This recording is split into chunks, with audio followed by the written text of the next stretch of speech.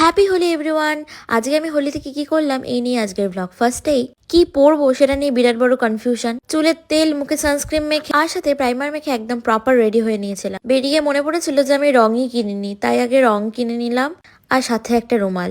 তারপরে আমি হোলি খেলতে খেলতে চলে গিয়েছিলাম প্রথমেই ফ্রেন্ডস ইউনিয়নের মাঠে। আগে এই প্রোগ্রামটা হতো হাই স্কুলের মাঠে।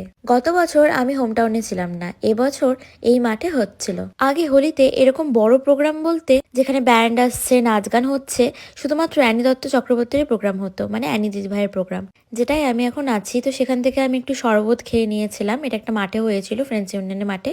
তো যেটা বলছিলাম, আগে শুধু একটি প্রোগ্রাম হতো, কিন্তু এখন গত 2 বছর ধরে ফ্রেন্ডস ইউনিয়নের মাঠেও একটি সুন্দর প্রোগ্রামের আয়োজন করা হয়েছে। সেখানে ফ্রিতে কোল্ড ড্রিঙ্ক এবং পকোড়াও দেওয়া হচ্ছিল। ফ্রিতে কোল্ড ড্রিঙ্কস পেয়ে কিন্তু আমি ভীষণ খুশি হয়েছিলাম। এখানে ফাক্কিরা নামে একটি ব্যান্ড এসেছিল। তো কিছুক্ষণ সময় কাটানোর পর আমার খুব ইচ্ছে করছিল এটা খেতে। এটাকে কিন্তু ভীষণ ভালো ছিল। এটা হচ্ছে পুদিনা এবং আমপানা। ভীষণ গরমে রোদ্দুরে ভীষণ রিফ্রেশিং ছিল ড্রিঙ্কটা, তাই আমি লোক সামলাতে পারিনি। তারপরে একটু ডান্স করে চলে গেছিলাম হোলি খেলতে। হোলি খেলতে খেলতে কিন্তু পৌঁছে গেলাম ফ্রেন্ডস ইউনিয়নের মাঠে।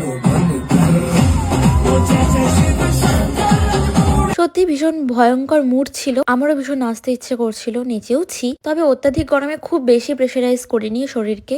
দেখতেই পাচ্ছ ইতিমধ্যে কিন্তু আমি নাচ করছি, আর করব নাই বা কেন।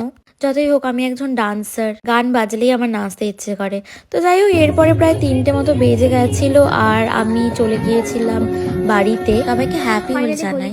খেলে চলে এসেছি আমি। এবার এগুলোকে রিমুভ করবো।